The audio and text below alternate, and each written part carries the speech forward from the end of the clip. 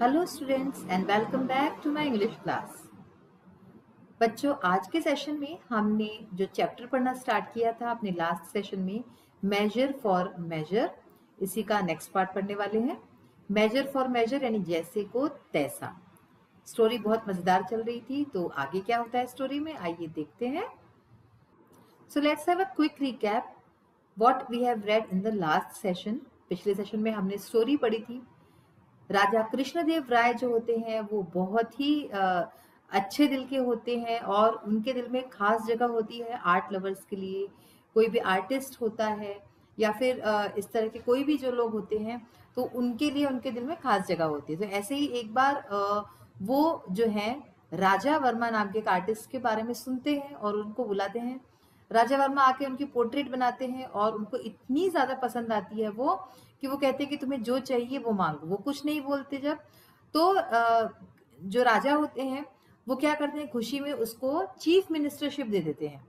अब जब chief minister बन जाते हैं ये, तो उनको एडमिनिस्ट्रेशन का काम तो आता नहीं है, प्रशासन कैसे करना है और इस तरह की बातें तो उनको समझ में नहीं आती। आर्टिस्ट बहुत अच्छे होते हैं राजा वर्मा, बट ये सब बातें नहीं आती समझ में। तो सारा प्रशासन बिगड़ जाता है, लोग बहुत परेशान हो जाते हैं उनसे। और परेशान होते हैं लेकिन वो राजा के पास शिकायत नहीं कर सकते, क्योंकि राजा जो है वो राजा वर्मा को बहुत ही ज्यादा पसंद करते हैं। तो इसलिए उनको डर लगता है प्रजा को कि उनके सामने शिकायत कैसे करें। तो वो क्या करते हैं, लोग जो है उस जो शहर के जो बड़े बुजुर्ग होते हैं वो सब तेनालीरामन को अप्रोच करते हैं और उनसे कहते हैं कि आप कुछ रास्ता बताइए। और तेनालीरामन उन्हें अश्योर करते हैं, उन्हें दिलासा देते हैं कि मैं जरूर कुछ ऐसा करूंगा जिससे जो है ये जो समस्या है वो खत्म हो जाए। तो आइए अब इसके आगे बढ़ते हैं। After a few weeks Tenaliraman invited the king, the queens and some courtiers to his house for lunch. यानी कि कुछ हफ्तों बाद तेनालीरामन ने राजा रानियां जो थी उनको और जो कुछ दरबारी लोग थे उनको उनके घर पे लंच पे यानी दोपहर के खाने पे बुलाया। Meanwhile, he found a very good carpenter and put him on the job of preparing a grand feast for the king. अब इसी दौरान उन्होंने क्या किया, उनको एक बहुत ही अच्छा कारपेंटर यानी बढ़ई मिला और उसको उन्होंने इस जॉब पे रखा। किस चीज के लिए? Preparing a grand feast for the king, यानी कि राजा के लिए जो शाही दावत थी उसको बनाने के लिए उसने तेनालीरामन ने उस कारपेंटर को काम दिया। The king and others sat for lunch and at Tenali Raman's order the carpenter began serving them. तो जो राजा थे और जितने भी बाकी के लोग थे, रानियां दरबारी, सब बैठ गए खाना खाने के लिए। और तेनालीरामन ने जब ऑर्डर किया, उसको आदेश दिया, तो कारपेंटर बढ़ई जो था उसने खाना परोसना शुरू किया। As soon as they put the first morsel of food in their mouths, the people began to request for water again and again. अब जैसे ही उन लोगों ने पहला जो कौर था, खाने का पहला कौर था, वो मुंह में डाला, वैसे ही सब लोग पानी पानी पानी मांगने लगे। Soon after tasting the food, the king realized that the food was badly cooked and was unbearably hot. He was angry. अब जो है जैसे ही इसके बाद जब राजा ने खाना खाया तो उनको ये बात रियलाइज हुई, उनको ये बात पता चली कि जो खाना है बहुत ही बुरी तरीके से पकाया गया है और हद से ज्यादा गर्म है। ही वॉज एंग्री, वो बहुत ज्यादा गुस्सा हो गए। Raman, who has cooked this food? Do you want all to suffer and die by eating this horrible food? तो वो गुस्से से तेनालीरामन से बोले कि रमन, ये खाना किसने बनाया है? क्या तुम चाहते हो कि हम सब ये खाना खा के मर जाएं? इतना ये जो हॉरिबल खाना है, इतना बेकार खाना है। In his usual humble way Tenali Raman said, I beg your Majesty's forgiveness. तो उन्होंने अपने हमेशा की तरह एक बहुत ही विनम्रता पूर्वक स्वर में तेनालीरामन ने कहा कि मुझे माफ कीजिएगा, मैजेस्टीज फॉरगिवनेस, यानी कि मैं आपकी माफी का हकदार हूँ। Then he showed carpenter to the king. फिर उन्होंने तेनालीरामन ने राजा के सामने कारपेंटर को लाया। I have never come across such an excellent carpenter and I have put him on the job of cooking the lunch for today's feast. और फिर उसको सामने लाके बोला कि मैंने इसके जैसा कारपेंटर, इसके जैसा बढ़ई आज तक नहीं देखा दुनिया में, और इसलिए इतना अच्छा कारपेंटर था तो इसलिए मैंने इसको खाना बनाने के जॉब पे रखा था कि वो आज का खाना बना सके। देखिए, आप ये फोटो में दिख सकता है कि आपको राजा और सारे जो है कोर्टियर्स बैठे हैं और ये कारपेंटर खाना परोस रहा है। तो अब आगे क्या होता है? The king began laughing loudly, have you lost all sense Raman? A good carpenter should be employed to work on wood but not on food. How did you get this funny idea? तो अब जो है इस बात पे राजा जोर जोर से हंसने लगते हैं और कहते हैं कि क्या तुम अपना दिमाग खो बैठे हो? Have you lost all sense, Raman? Raman, क्या तुम्हारे बिल्कुल दिमाग नहीं है? एक अच्छा कारपेंटर अगर है तो इसको एक वुड यानी कि लकड़ी का काम दो और इसको खाने का काम थोड़ी देना चाहिए बनाने के लिए। तुम्हें ऐसा फनी आइडिया, ऐसा मजाक वाला आइडिया आया कहाँ से? Tenali Raman asked the king, Lord, if an artist can become a chief minister, can't a carpenter become a cook? तो तेनाली रमन उनके इसी बात की इंतजार कर रहा था कि कब राजा इस तरह की बात करें और वो अपने मन की बात कर सके। तो अब तेनाली रमन इसके ऊपर जवाब देते हैं, उनको पूछते हैं कि Lord, if an artist can become a chief minister, अगर एक आर्टिस्ट, एक कलाकार चीफ मिनिस्टर बन सकता है तो एक कारपेंटर, एक बढ़ई कुक क्यों नहीं बन सकता? The king at once understood that Tenali Raman got a carpenter to cook the food to make him realise his error in making Raja Varma the chief minister. उसकी इस बात से, तेनाली रमन की इस बात से राजा को तुरंत समझ में आ गया कि तेनाली रमन ने इस कारपेंटर को क्यों खाना बनाने के लिए कहा था, ताकि उनको, राजा को अपनी गलती का एहसास हो सके। एरर यानी क्या होता है? गलती, और रियलाइज यानी एहसास होना। तो गलती का एहसास हो सके जो उन्होंने राजा वर्मा को चीफ मिनिस्टर बना के की थी। इस गलती का एहसास कराने के लिए ही उन्होंने इतना सारा नाटक किया था, ये सारा। अब देखिए आगे क्या होता है। देखिए, आप देख सकते हैं ये राजा है और ये राजा वर्मा अपना रेजिग्नेशन दे रहे हैं, यानी कि इसके बाद कुछ ऐसा हुआ। The king was saved from the embarrassment of removing Raja Verma from the post because when Raja Varma came to know about the awkward incident at Raman's house, he immediately resigned from the post. क्या हुआ इसके बाद? अब अगर राजा जो थे, राजा कृष्ण देव राय जो थे, वो अगर खुद उनको कहते कि आपको पोस्ट से हटाया जा रहा है, तो वो उनके लिए बहुत ही एम्बेरसमेंट की बात होती, बहुत ही बुरा लगता उन्हें, क्योंकि उन्होंने खुद उसको नौकरी पे रखा था। लेकिन वो इस एम्बेरसमेंट से बच गए, क्योंकि राजा वर्मा को जब इस इंसिडेंट के बारे में पता चला, इस घटना के बारे में पता चला, तो उन्होंने खुद ही जो है आगे से अपना रेजिग्नेशन राजा को पकड़ाया कि भाई मैं इस्तीफा दे रहा हूं, अब मैं ये काम नहीं कर सकता। Later Raja Varma told Tenali Raman that he was happy to remain an artist. बाद में राजा वर्मा ने तेनाली रमन को बताया कि वो एक आर्टिस्ट बने रहने में ही बहुत खुश है, वो एक कलाकार बने रहने में ही बहुत खुश है।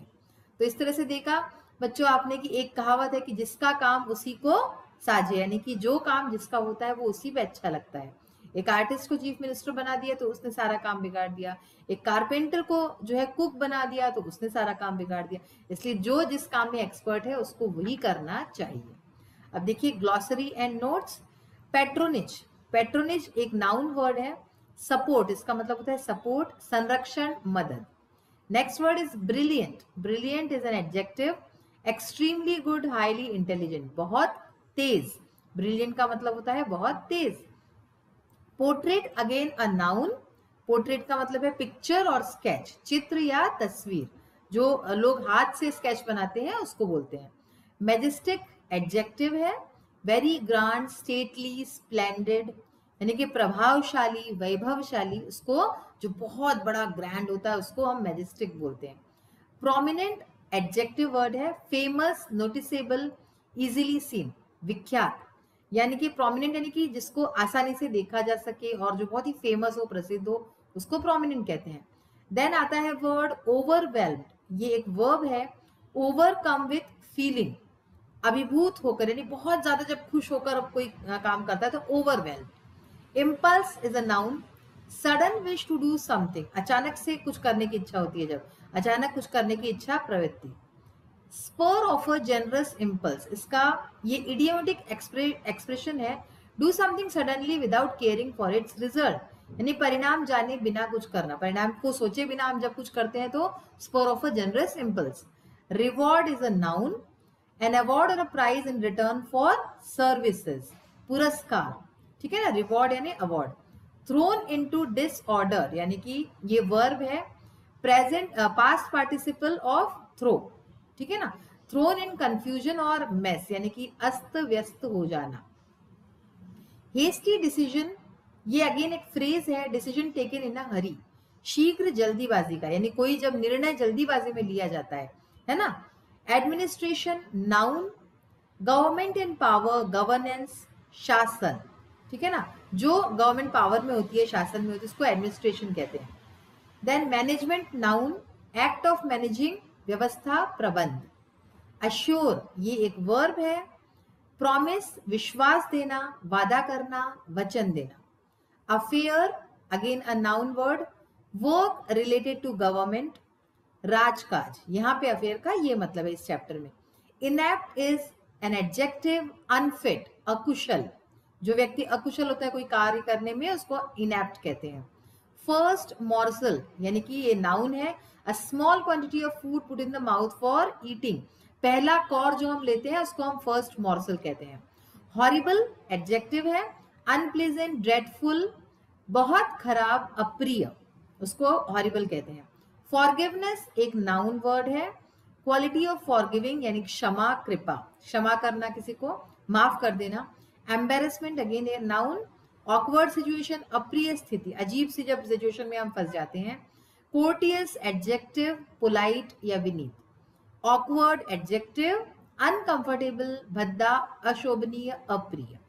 तो बच्चों ये तो थे कुछ ग्लॉसरी के वर्ड। आइए अब इसके क्वेश्चन आंसर्स के पार्ट को देखते हैं। So let's start with the question answers of think and write. First question, what was Krishnadev Rai known for? Krishnadev Rai किस चीज के लिए जाने जाते थे? Krishnadev Rai was fond of fine arts. He was widely known for his patronage of poets and scholars. तो इसका मतलब है कि कृष्णदेव राय जो है वो फाइन आर्ट्स के यानी कला के प्रेमी थे और उनको जो है कवियों के और विद्वानों के पैट्रोनेज की सहायता के लिए जाना जाता था। Why was the king very pleased with the artist when he saw his portrait? राजा क्यों उस आर्टिस्ट से, उस कलाकार से बहुत ज्यादा खुश हो गए जब उन्होंने अपना पोर्ट्रेट देखा। The artist Raja Verma had made an excellent portrait of the king. The portrait looked very alive. So the king was very pleased with the artist when he saw his portrait. यानी कि राजा वर्मा ने एक बहुत ही खूबसूरत portrait बनाया था, खूबसूरत चित्र बनाया था राजा का, और वो बिल्कुल जीवंत लगता था, ऐसा लगता था कि उसमें जैसे कि लाइफ है, और इसलिए जो है राजा बहुत खुश हो गए उस आर्टिस्ट से जब उन्होंने उस पोर्ट्रेट को देखा। Who rewarded Raja Verma and how? राजा वर्मा को किसने रिवॉर्ड दिया, किसने इनाम दिया और कैसे? The king rewarded Raja Verma for making his live portrait. As a reward, he made him the chief minister of his state. तो क्या आंसर है कि राजा ने यानी किंग ने राजा वर्मा को अवार्ड दिया, उनको इनाम दिया उनकी जो है इतनी लाइव पोर्ट्रेट, लाइव चित्र बनाने के लिए, और रिवॉर्ड के तौर पे, इनाम के तौर पे उन्होंने उसको उनके स्टेट का, उनके राज्य का चीफ मिनिस्टर बना दिया। How was the food cooked by the carpenter? Carpenter ने, बढ़ई ने जो खाना बनाया था वो कैसा था? The carpenter had prepared very bad food, the food was very hot and spicy. यानी बढ़ई ने बहुत ही बुरा खाना बनाया था, जो खाना था वो बहुत ज्यादा ही गरम और बहुत ही मिर्ची वाला था। स्पाइसी यानी मिर्ची वाला। अब है जो हमें आंसर्स देने हैं इन अबाउट 70 वर्ड्स। 70 वर्ड्स के आंसर देने। देखिए फर्स्ट क्वेश्चन है, what does the title measure for measure mean? Do you like the title? Give reasons in support of your answer. Question पूछा जा रहा है कि जो टाइटल है, शीर्षक है इस चैप्टर का, मेजर फॉर मेजर, इसका मतलब क्या है और क्या आपको ये टाइटल पसंद आया? अपने आंसर के सपोर्ट में आपको कारण भी बताने हैं। तो देखिए आंसर इसका, I think that the title measure for measure means to do as alike as one does. जैसे मैंने आपको शुरुआत में बताया था, जैसे को तैसा, तो मेरे ख्याल से इसका मीनिंग भी वही है कि जो जैसा करता है उसके साथ वैसा ही करना चाहिए। I do like the title, मुझे पसंद आया ये शीर्षक। If Tenaliraman hadn't presented the same example before the king as he had done, the king would not be able to realise his mistake. तो अगर तेनालीरामन ने राजा के सामने बिल्कुल ठीक वैसा ही एग्जाम्पल, उदाहरण ना पेश किया होता जो राजा ने किया था, तो उनको शायद अपनी गलती का एहसास नहीं होता। इसलिए ये टाइटल बिल्कुल जो है सही है। Did Raja Varma really feel happy to remain an artist? Give reason for your answer. क्या राजा वर्मा सचमुच खुश थे एक कलाकार बने रहने में? और अपने उत्तर का कारण बताइए। राजा Verma felt very happy to remain only an artist because he had himself said to Tenali Raman that he was happy to be once more only an artist. तो चूंकि उन्होंने लास्ट में सबसे आखिर में चैप्टर के कहा था तेनालीरामन से कि वो अब फिर से खुश हैं एक बार फिर से आर्टिस्ट बनके, सिर्फ एक आर्टिस्ट बनके, तो इसलिए इस बात से हमें पता चलता है कि वो बहुत ज्यादा खुश थे इस बात से एक आर्टिस्ट बने रहने में. What made the people unhappy with Raja वर्मा's administration? किस वजह से लोग जो है राजा वर्मा के प्रशासन से दुखी हो गए थे? List them and also write what they wanted the king to do. तो उस बात की एक मतलब कि हमें बताइए और इसके साथ ही वो क्या चाहते थे कि राजा क्या करे, जो प्रजा के लोग थे इस बारे में बताइए. राजा Verma was no doubt a good artist but proved to be a bad administrator. यानी कि राजा वर्मा जो है बिल्कुल निस्संदेह एक बहुत ही अच्छे कलाकार थे लेकिन एक बहुत ही बुरे प्रशासक थे. He had no experience of the job of an administrator. तो उनको एडमिनिस्ट्रेशन का, प्रशासन का कोई भी एक्सपीरियंस नहीं था जॉब का, उनको कोई भी जो है इस चीज के बारे में पता नहीं था. His bad decisions and bad management put the state into disorder. उन्होंने जो गलत निर्णय लिए और जो गलत उनका प्रशासन था इस वजह से सारा राज्य में पूरा डिसऑर्डर फैल गया था. The people wanted the king to remove the inexperienced and inept chief minister from his post. और लोग चाहते थे कि राजा वर्मा को तुरंत जो है इस चीफ मिनिस्टरशिप से पोस्ट से हटा दे. Could Raja Verma in your opinion have grown into a good administrator? Give reasons. आपके हिसाब से क्या राजा वर्मा एक अच्छा एडमिनिस्ट्रेटर, एक अच्छा प्रशासक बन सकता था? और कारण बताइए. तो मेरे हिसाब से हाँ, yes, Raja Verma could have grown into a good administrator if he had got some good advisors to help him for the purpose. अगर उन्हें अच्छे सलाहकार मिलते, अच्छे लोगों का मार्गदर्शन मिलता, गाइडेंस मिलती, तो शायद वो भी आगे जाके एक अच्छे एडमिनिस्ट्रेटर, प्रशासक बन सकते थे, ऐसा हमें लगता है. तो बच्चों आज हमने जो है चैप्टर पढ़ लिया है पूरा और चैप्टर में कितनी अच्छी सीख मिली है कि जो काम हम कर सकते हैं हमें वही करना चाहिए, दूसरों के ऊपर भी कोई काम नहीं थोपना चाहिए और खुद भी वैसा ही करना चाहिए. और अगर हम कुछ नया सीख रहे हैं तो उसमें अपना पूरा 100% देके तभी करना चाहिए. तो आज का जो सेशन है हमारा यही फिनिश होता है. In the next session we will meet once again. Till then take care of yourself, your society and your family. Have a happy day. Bye.